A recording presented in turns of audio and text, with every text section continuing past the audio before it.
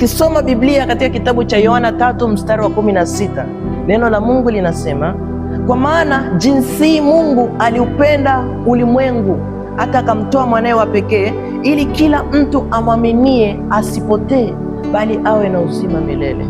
Bwana Yesu asifiwe. Kwa maana jinsi Mungu aliupenda ulimwengu.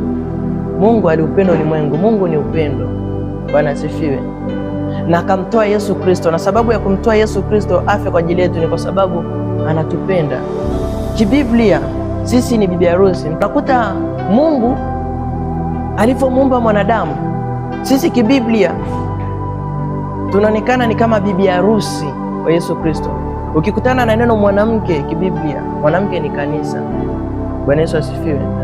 Mwanamke ni kanisa, na sisi mbele za Yesu Kristo sisi ni bibi harusi, na Yesu Kristo ni bwana harusi. Ndio maana tunamuita Bwana, Bwana Yesu. Lile neno Bwana linatokana na sisi kwamba ni bibi harusi.